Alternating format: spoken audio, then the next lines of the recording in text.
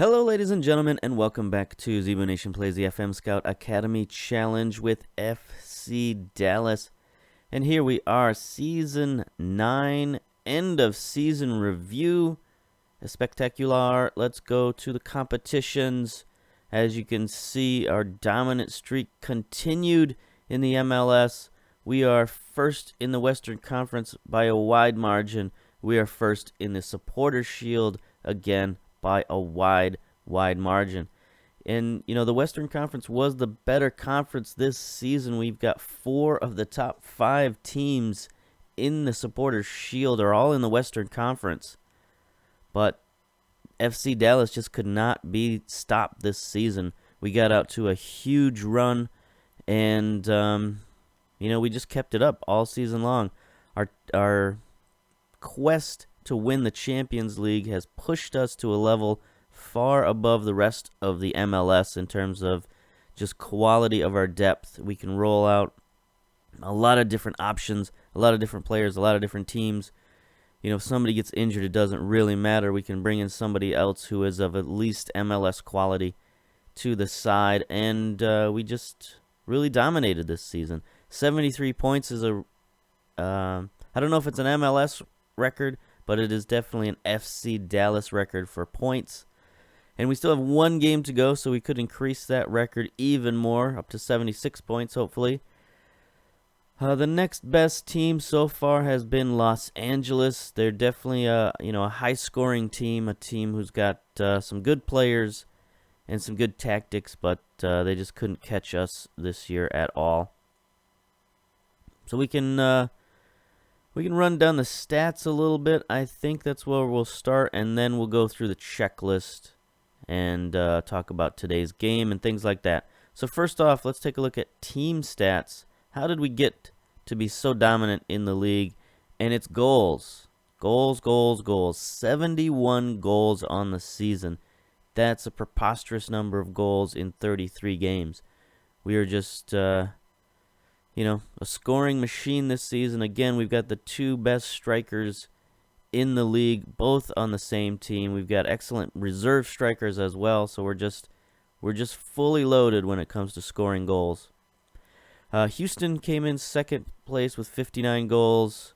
New England third with 55. So you can see just the gulf between us and the rest of the league in terms of just productivity. Been playing a much more aggressive style this season, much more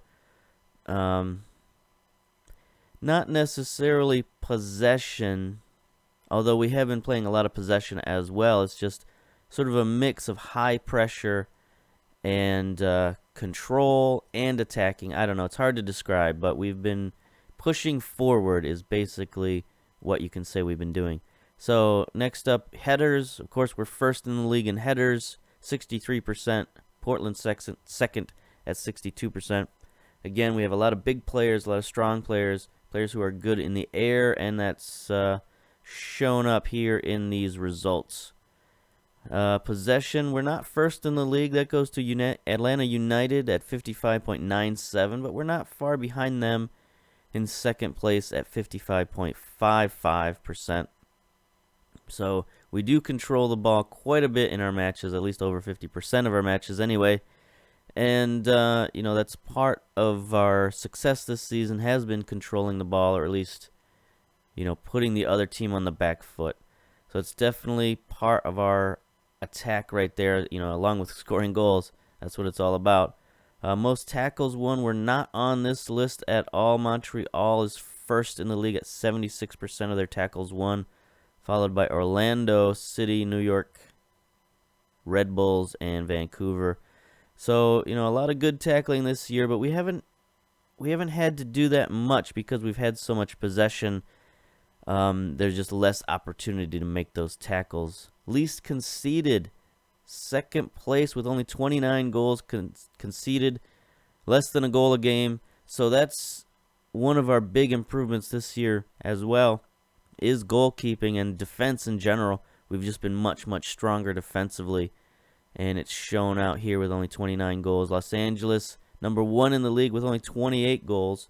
So that's one of the reasons why they're also near the top of the league in the Supporters Shield.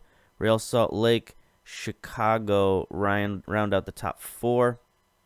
Then we go to most shutouts. Los Angeles with the most shutouts at 16, followed by Real Salt Lake, and then us, FC Dallas, in third place with 13 shutouts. So you can see why the Western Conference was so strong this year. Strong defense. Not a lot of goals scored against the Western Conference teams, other than myself, of course, scoring lots of goals. So you'd think with us being in the Western Conference, scoring so many goals, that these teams wouldn't be quite so good with the shutouts and the least concessions. But hey, that shows you just the quality of the Western Conference this season. Most fouls goes to NYCFC with 519, but we've crept up the list a little bit this year from previous seasons. We're third place in most fouls with 510. So, it hasn't really been a problem this season. We've had less yellow cards in previous seasons. I think obviously because Escobedo's not on the team any longer. But it's interesting to see that the number of fouls are up there, but the number of yellow cards are down. So it's, I don't know, an interesting dynamic. Maybe our team has matured to the point where we know how to foul without getting yellow cards. I guess that's good. Most passes completed. Again, Los Angeles tops the list with 80%, although we are right there with them tied for 80%. They must have a slight incremental advantage because they are first place. We are second place. We're not necessarily tied. Vancouver, Columbus round out the top 4 at 79 and 78%. Most crosses completed. Portland up there, number 1. Look at that. San Jose. You don't see San Jose on the list to be top of anything, honestly. But they've got good crosses completed. And we're tied with them, 12% in third place. This seems like a lower percentage league-wide than usual. It seems like 15% usually leads the league. So 12% is pretty much where we're usually at. And it's just maybe the league as a whole is not crossing the ball quite as well. But we'll take a third place finish. That's fine. Best at hitting the target, Real Salt Lake, number 1 at 47%. And here we are, number 2 in the league at 46%. Toronto and Philadelphia round out the top with 45%. And, again, that's another offensive stat in our favor, finishing second place. So you can see just what a dominant year we've had. Just all around. There's very few stats that we're not good at. You can see we're not top of the red card list. That's good. Net transfer spending, we're obviously nowhere near that. We are second in average possession. We saw that. Oh, average attendance. I always like to look at this. Where is the top team in the entire continent? Well, in the entire United States. We are the top team. Where is our attendance at? 20th.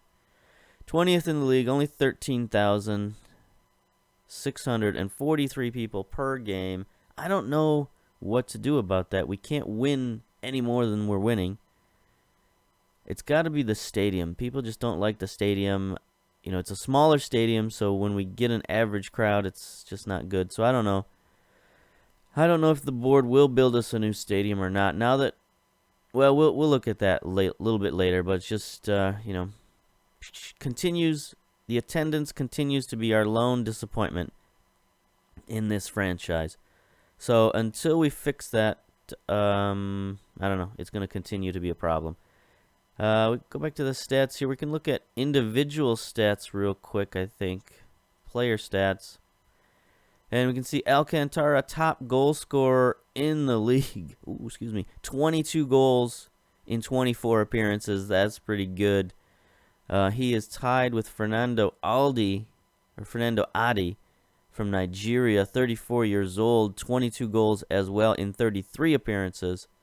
So it's taken him a little bit more time to score his goals. You can see that Alcantara scored his minutes per goal, 97.3. That's pretty good. Let's see, Josh Barnett from San Jose again. And Yuya Osako from Japan, playing for New York City Red Bulls, fourth place, with 19 goals. A lot of good goal scorers this season. I think most of the real players are down a little bit. You know, they're getting to the end of their careers, so it's going to be all regens, or at least mostly from here on out. Most assists, you can see Zamora second place with 11, but then Alcantara third place with 10 assists. So he's number 1 in goals, number 3 in assists in the league. That's a pretty dominant performance for a striker. But of course, Joe Kristock from New England, 26-year-old American, is the league leader in assists, 15 assists. Take a look at this guy. He's pretty good. He's got good crossing, good corners.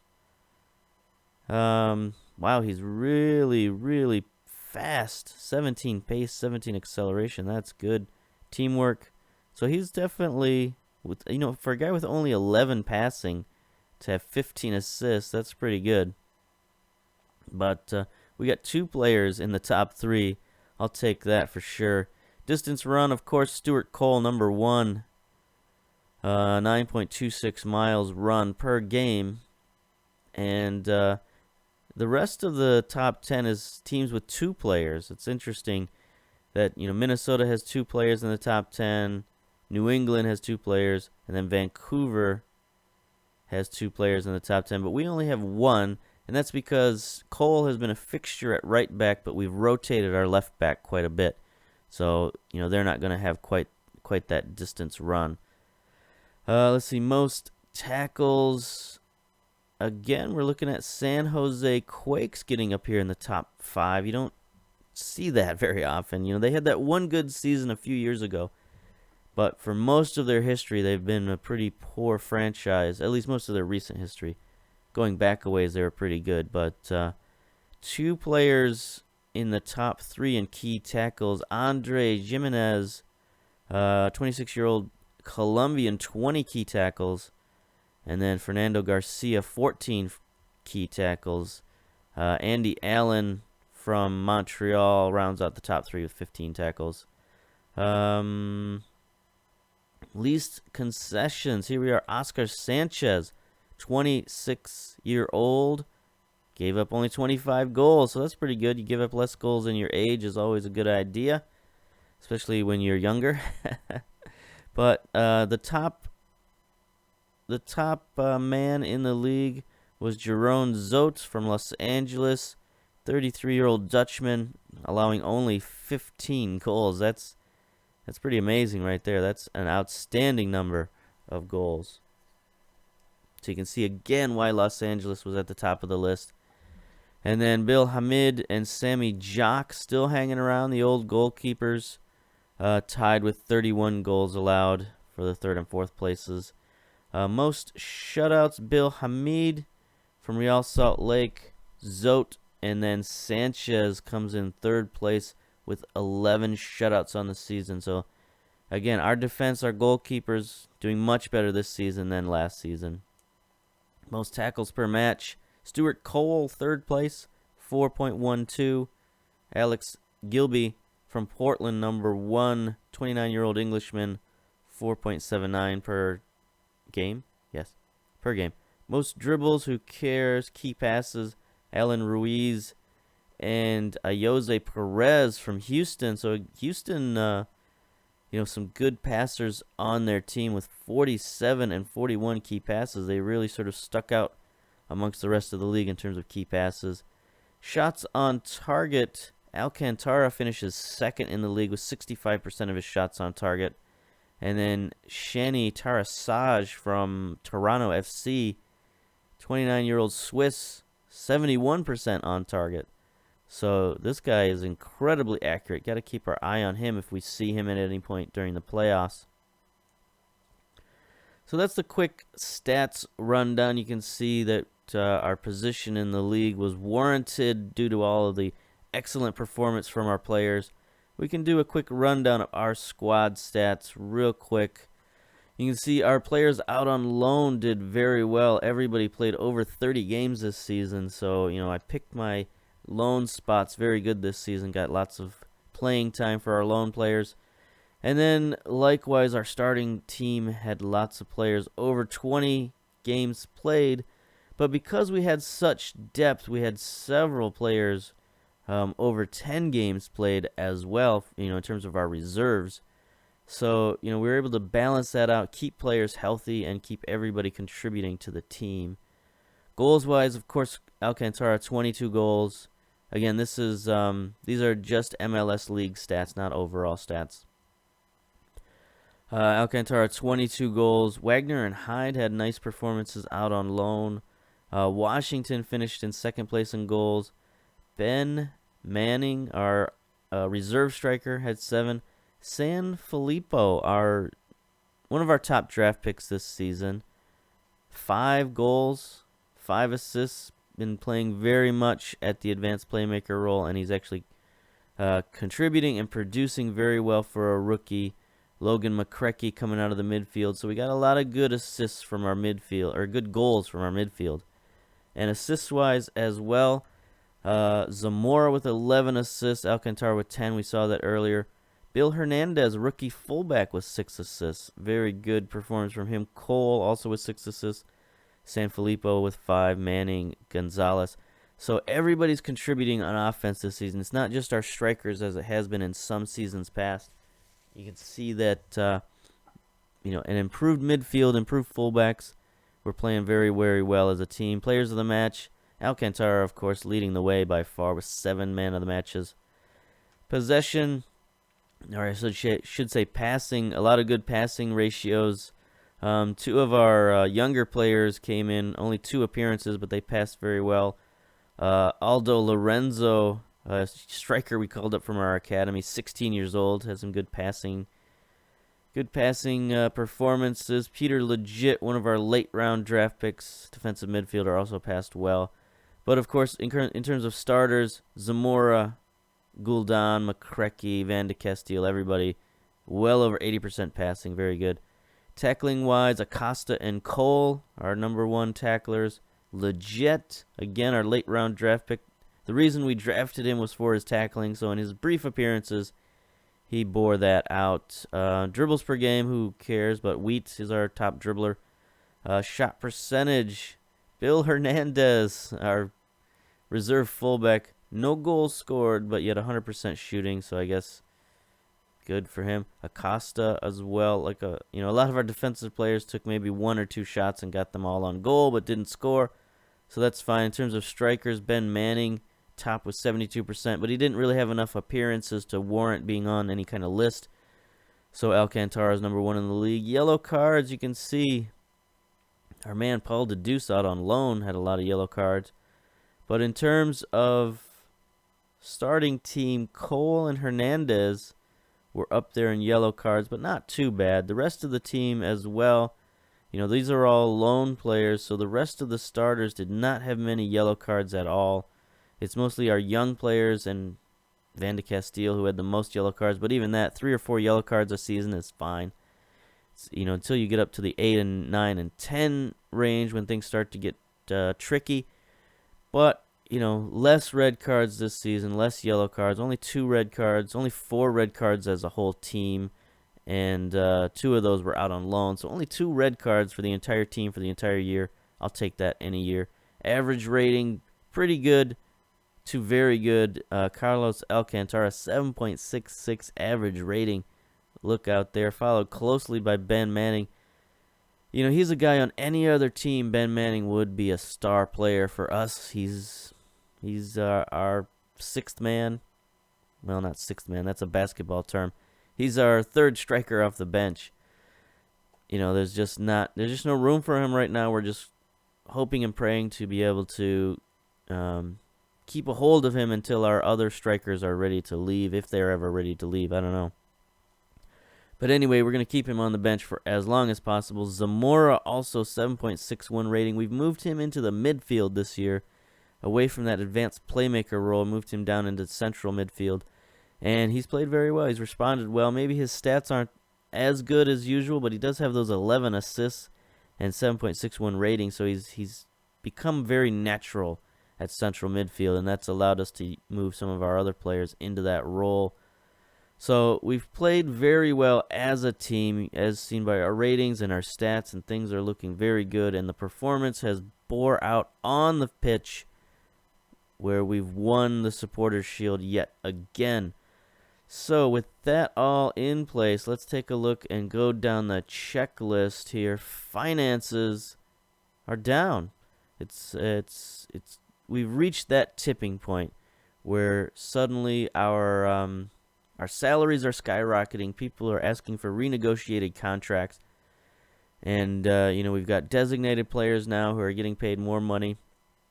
And it's taken a toll on our finances. Also, we've got, a very expensive coaching staff now. They've been with us for a long time, getting raises every couple of seasons. So our coaching staff, our player salaries have gone up, and we've reached that tipping point where we're now going to start losing money. I don't know for how many seasons this is going to go on. Maybe it's just a blip, but we're down to $46 million in the bank. We've only made $1.1 million this season. For tax purposes, we made 6.8. So you can see we spent about $5 million this season. Monthly losses, $67,000. We're near the end of the month, so you can see we're doing okay. We got some profits this month due to winning some prize money.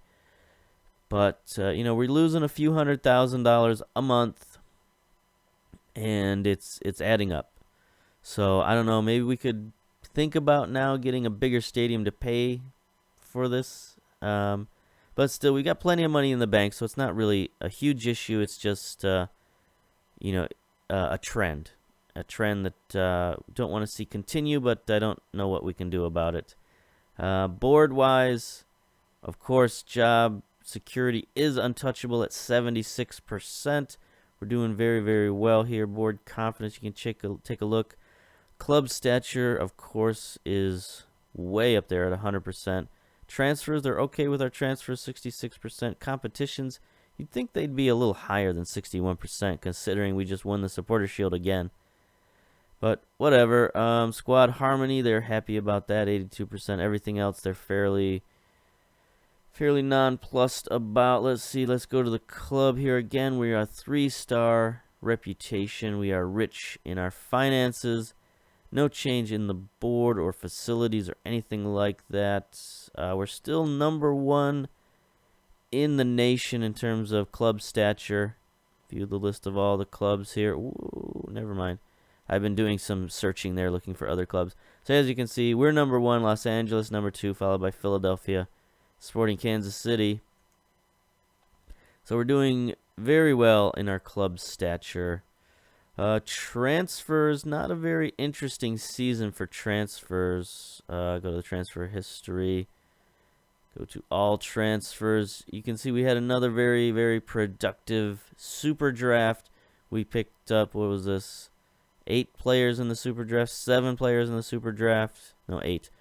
8 players in the super draft, including the top 3 picks overall in the draft.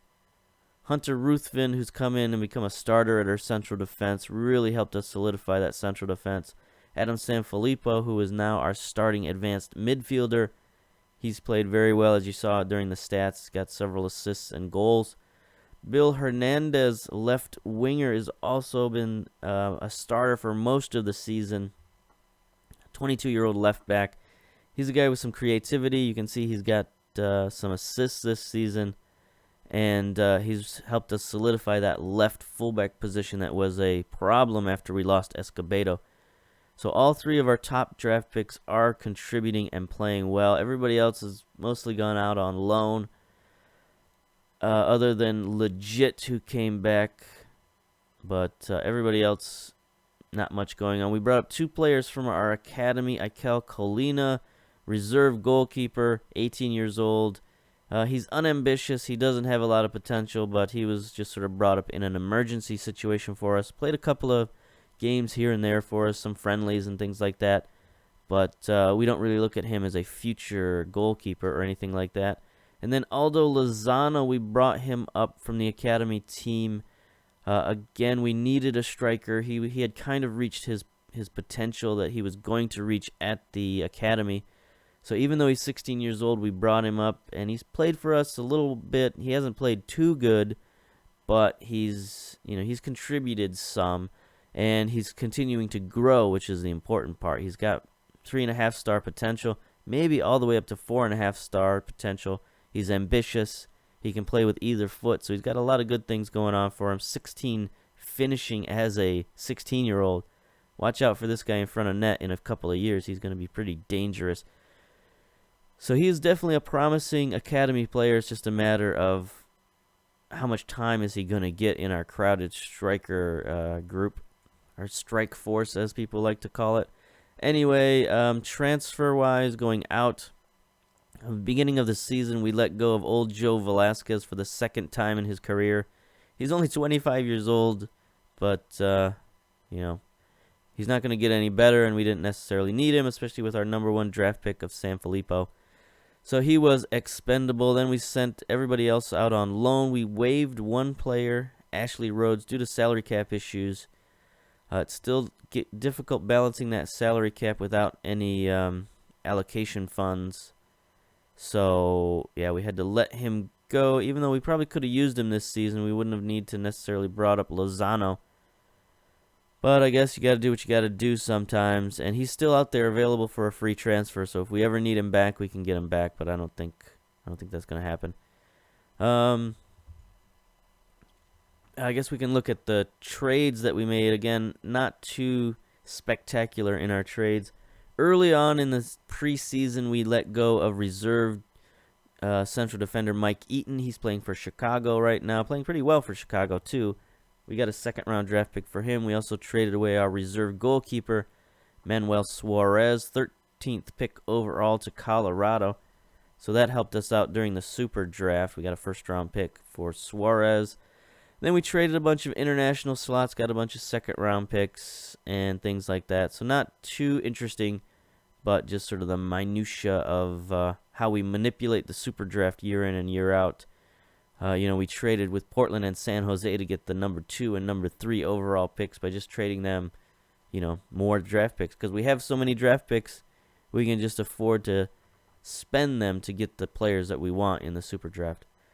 So that's our transfers. We don't need to see much here. I guess, I've never showed coaches, I don't think. So we can take a look at our coaches and see what they do for us. We have a full roster of coaches here. You can see that they've got different specialities. Because we have so many, we're allowed to specialize.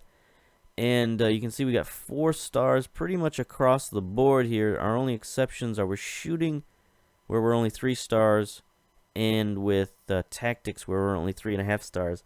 But other than that, 4-star coaching across the board. We're pretty good there. Take a look at staff. You can see we've got the best staff in the league. Number 1 in every single coaching category. We're number 1 in scouting. We're number 1 in physio. So we've assembled quite a team. They're expensive, but definitely they give us that advantage. And, you can't forget the backroom staff when you're talking about having such a good season as we are. Comparing us with the rest of the league, we can go through this real quick. You can see generally we're one of the bigger teams in the league, average height, average weight, very large. But again, we're still one of the youngest teams. I don't know how we do it, but every year it seems like the team gets older, but not really. We're stuck around this 23-year-old average. I guess it's just all the academy players and all the draft picks. They keep us forever young. I guess that's fine. Average player value, first in the league. Average player salary, lowest in the league. So you can see that's how we squeeze so much value out of this team, is we're just got high value players and we're paying them pennies. So that's pretty much the only way to build through the academy and build an MLS team. In my opinion, this is the best way to build an MLS team. High value, low salary, lots of players, and just overwhelm your opponents with quality. Goalkeepers, we're top in the league in handling. We're pretty good, pretty average goalkeeping. Defense, again, we're top in the leagues in, well, not top, but we're second in the league in pace and acceleration. So we've got very good athletic ability in our defense, jumping, strength.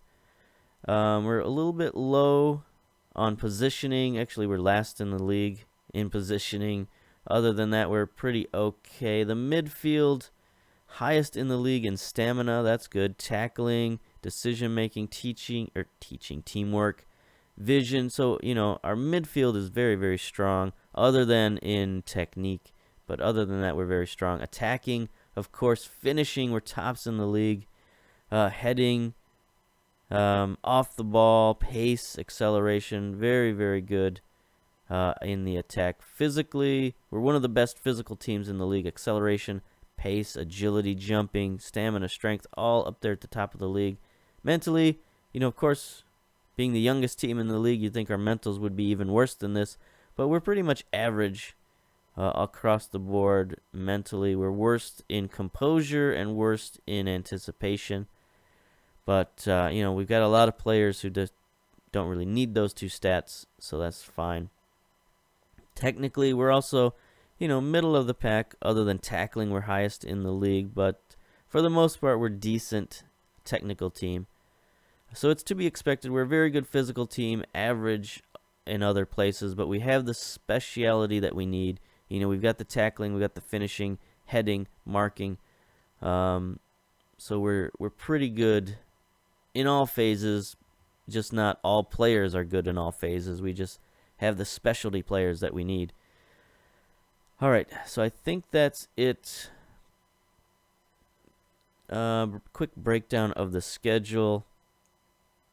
As you can see, we started out the season pretty good. We played a tough team, tough preseason schedule, and played pretty well overall in the preseason. Then Champions League, we got past the quarterfinals, beating Sporting Kansas City, but then we could not beat America from the Mexican First Division, Premier Division. We could not defeat them, and it led to a little bit of a bad run at the beginning of the season in terms of losing 2 games in a row, which is the only time we did that. Well, no, that's not true. Well, it's the only time we lost 2 MLS games in a row was at the very beginning of the season. But then we went on a huge undefeated run. Was this like 18-game undefeated run, something like that? It was an outstanding start to the season. We really blew the competition away. And then we had a couple of, not so great stretches. We lost in the 5th round of the U.S. Cup after winning in the 4th round versus second division team Indy 11. But of course, we lost again to Houston in the U.S. Cup. So that's our one drawback this season. One cup we weren't able to win was the U.S. Cup 5th round. And then in our Champions League, we sort of stormed through the Champions League, although we did have a defeat here. Alajuelense team, I was worried about. They're Costa Rican team, and we went down there, played them at home in their park, and I told you that Costa Rican teams are very good at home, and they proved that for sure, beating us 2-0. Played a very rotated side, but still I thought we had the quality to beat them. We missed a lot of chances. We didn't play particularly poorly, but just our finishing was way off. We had the young striker Aldo Lozano in there. He missed a few chances, the 16-year-old. Can't put it on his back, but it was just sort of emblematic of the rest of the team. We missed a lot of chances, and Alajuelense took advantage, that's for sure, especially Cesar Sequeira, man of the match. Their 20-year-old phenom really took it to us. Even though he only has 8 finishing, he scored 2 goals.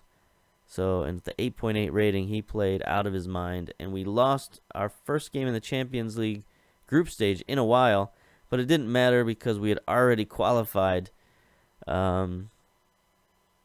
already qualified past the group stage because Alajuelense tied Aguila twice, so they couldn't muster the points to challenge us. And then we beat Aguila twice, so no problems there. Finished with 9 points in the group, and all is good. We are advancing along with Tigres, Santa Laguna, Minnesota, Montreal, Orlando, Monterrey, and Pachuca. So not a lot of upsets there, although no, Pachuca is the first division team. Okay, I thought maybe not, but yeah. So all of the Mexican First Division and MLS teams advance, so no upsets in the Champions League. And that brings us to our final game of the season. Let's take a look at the schedule. We are going to play Colorado in the final game of the season. Colorado's been a decent team this year. They've given us some trouble. There's no doubt about that, but they're finishing 8th place. They where did they finish in the Supporters Shield? They finished 16th in the Supporters Shield, so mid-table-ish. Actually below mid-table, so we should be able to beat them, but they play a very defensive style, and they have given us problems. So let's not take them for granted. And here we are. Our last game was a Champions League game. We played a pretty rotated side. But for this game, I think we're going to go mostly with starters, other than our fullback here, Bruce Wheat, because Kellen Acosta and Stuart Cole are both out. Cole with his with a suspension, Acosta with an injury. So this is really the first time a suspension has affected us much this season. But still, it's the last game of the season. It's kind of a meaningless game, so it's not that big of a deal. So here we are, the starting lineup. Oscar Sanchez in goal. He's been our starter all year. Wheat and Hernandez at the fullbacks. Ruthven and Venezuela, who've been very, very sturdy in defense. Valenzuela, up to 4 stars. Ruthven up to 3 stars. So both playing well and progressing well. So yeah, they've really been outstanding for our defense. Van de Castile, the veteran at the defensive midfielder. Zamora playing advanced playmaker, but from the central midfield. So it's where he's played very well all season long. Teamed with McCrecky, Sanfilippo, that gives us just a very, very talented midfield. And then, of course, Alcantara, Washington, rounding out the strikers. So here we go. Let's go. Let's submit this team. Let's play. Valenzuela lacking match sharpness because he hasn't had to play much recently, so got to make sure he's fit for the playoffs. You know, some of our players have been getting a little tired at the end of the season, so I've been resting them. And not just not playing them, resting, but also resting them from training. Let's see, from the American Soccer Gazette, Cody Peacock experienced, but yet hatred of us. Could this be the last time we see Rodolfo Guevara in a jersey? I don't think so. I don't think we're going to let Guevara go. I mean, we're trying to sign him. It's difficult because of our salary cap issues, but we'll see. No comment. How about that? The absence of Stuart Cole is sure to be felt. We've looked good in training. Blah, blah, blah. Okay, so here we go. They're going with the 4-2-3-1. Looks like they're going to go a little bit attacking this game. They've gone fairly defensive against us in the past. So we'll see what they do here. Continue to the opposition instructions. Apply advice. Continue to the pep talk. Here we go. Come on, guys. Show me what you can do. So here are our instructions we've been using lately. So we have been going with a control game, high pressure defensively. But we're not retaining possession. We're allowing our players to pass the ball downfield a little bit more. I've noticed that when we started retaining possession a little too much against some teams, they started closing down on us and making our offense difficult. You know, there's an old adage in basketball that you press a pressing team, and that seems to work here in Football Manager as well. At least, you know, from my experience, that when you're a high-pressing team, if you get pressed back, it can kind of stifle you, and you just have to be of a higher quality than the other team. You know, if you're equal quality, it can cause a stalemate, or it can even cause some, some counterattacks to go against you. So we've got to keep an eye on them, see what they're doing. Oh, there's a very nice pass out to Wheat. Can he get the cross? He does. There's Washington. The ball is blocked, though. Their central defense is there. Nice play. Ruthven sends it forward. We're getting on the attack early this game. The crowd is restless. Wheat sends it forward to Washington. Header goes wide. Looks like Gomez maybe got a hand on it. Yes. So we're going to get the corner kick out of this. Alcantara is going to take it, send it short. Poole is there. Poole's got a bit of an injury. I don't know if they're going to take him out or not. McCrecky gets the ball stolen. Here's a counterattack I worry about. But Colorado looks a bit disorganized. Got Arsenal and Manchester United on in the background. It's not looking good for Man U right now. Arsenal seems to be winning 2-0. Not looking good. Coming down to the end of the Premier League season. I'm sure you're more familiar with it than I am, but I have been trying to keep track of it a little bit more this season just to get a feel for what's going on. And you know, Sunday mornings it's nice to wake up to a little bit of the old English Premier League. They usually play 2 games on Sunday morning starting at 10 a.m. and then that leads you into the MLS games that start a little bit later, like 3 or 4 o'clock. Although I think there's a game on pretty early, like 1:30 today. There's not much going on in this game, that's for sure, so I need to talk about something else. I mentioned in the last game I went to see my local team, Lansing United. Had a very nice 3-2 victory. I've got season tickets this season. I got my supporter scars and all that. I need to get a jersey as well. I didn't see any on sale at the game. Maybe I just missed them. I don't know. Maybe they just weren't ready. I don't know. That's the thing when you're playing with talking about such a low division team. You know, I don't know that they have the finances to do that kind of stuff. Maybe they'll have a special sale on their website or something like that. I can buy a jersey. So here we go. We finally got a highlight 32 minutes in after that initial flurry. Here's Zamora getting it forward to Alcantara. He's got the shot, but it's deflected. Goalkeeper playing very well. Colorado's defense is playing pretty well also. So there we go. 2 highlights in the half so far. The crowd is reacting to, you know, a few fouls and things like that, but not much scoring attempt. I guess our defense is playing pretty well since they have not had a highlight yet. There we go. First half over with in the books. Offer the players a bit of encouragement. Okay, keep going. You can still win. I don't think I want to make any instructional changes at the moment. We'll just let this go on, see if they make any adjustments, and we'll follow suit. Skeletto, he's a dangerous scorer. Got to keep our eyes on him. He was one of the top either scorers or assist men last year. I can't quite remember. I remember the name. I don't necessarily remember what he was up there on the list for. I thought maybe it was goal scoring. Could be assists, though. Anyway, here's a highlight for Colorado, possibly. There's Skeletto. He's got a yellow card.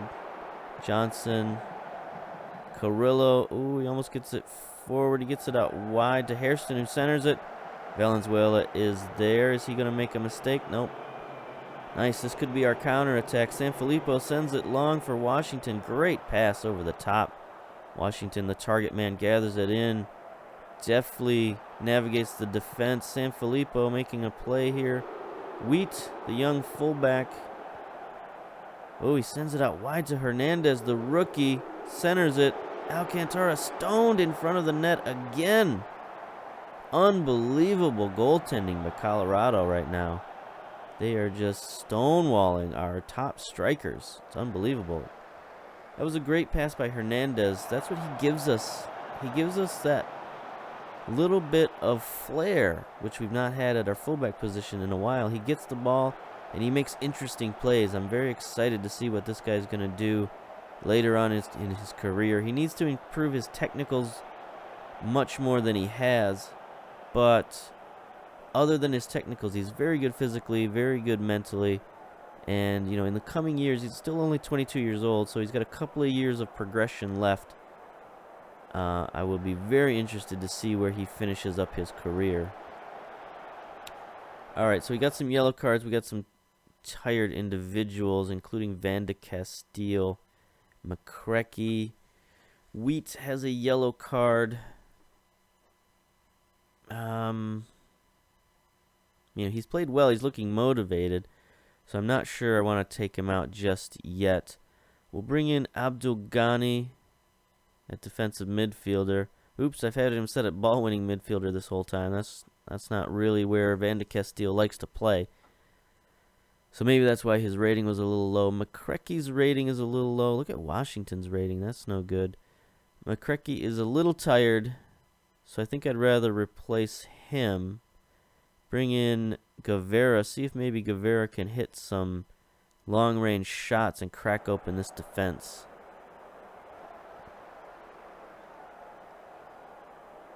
So there we go. We've made our 2 substitutes. We might make a third. If we score a goal, we'll definitely take Wheat out. But if, you know, if we're forced to, I think that's definitely our next substitution. All right, we're heading towards sort of a dull draw affair here, 0-0. Guess I'll make that substitution now. Bring in Johnson at right back just to ensure we don't go down to 10 men with the red card there. And you know, we had one disastrous game this season. It was that U.S. Cup game that we lost to Houston. We lost, what was it, 4-3, I think, in double overtime. Not penalty shootouts, but the second half of overtime.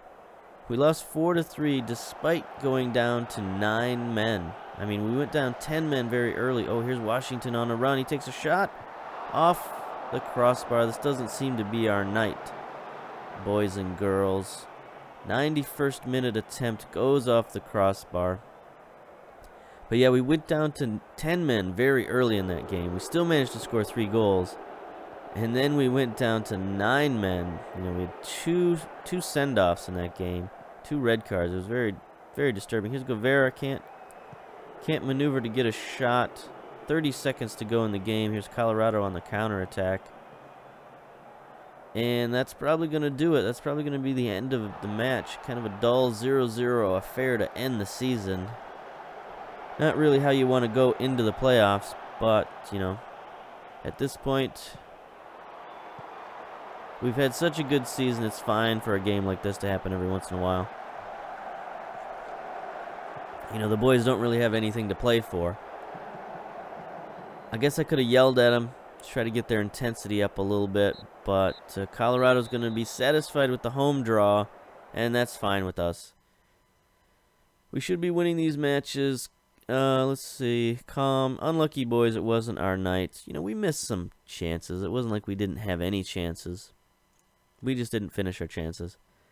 So that's fine. Statistics, no statistics really to speak of. Valenzuela with an 8.0 rating. You know, our defense played very well again. 7.2 rating for Ruthven. Let's see. Zamora played very well in the midfield as well. So the guys, I mean, they didn't play particularly bad. They just didn't get the chances we needed. Analysis-wise, 29 interceptions for Valenzuela, 24 for Ruthven. So our central defense just clamped down, didn't allow them any sort of space. 21 interceptions for Van de Castile. Just great defensive performance, I guess, on their side. Heinz Ike had 25 interceptions of his own, so they played pretty well defensively. And it was just a stalemate. That happens every once in a while. And there we are. 74 points we finished with. New club record. I don't think that's an MLS record. Could be, but I don't think so. Let's see. Philadelphia and Chicago secure their place in the playoffs. Good for them. We missed our chance to win. Goalless Washington worries Dallas. Not so much. Let's see. Curtain comes down on the MLS season. It's pretty good. Pretty good season overall. I'm going to send my assistant to this. I don't think we're going to be able to see who we play in the next round because we've got the bye in the first round. So I don't think there's much left to look at this season. I don't think we're going to get to any kind of off-season awards or anything like that. We've got a few players up for the awards. Of course, Alcantara's up for Man of the Match or Player of the Year. He's up for Golden Boot. We have some of our defenders up for Defensive Players of the Year.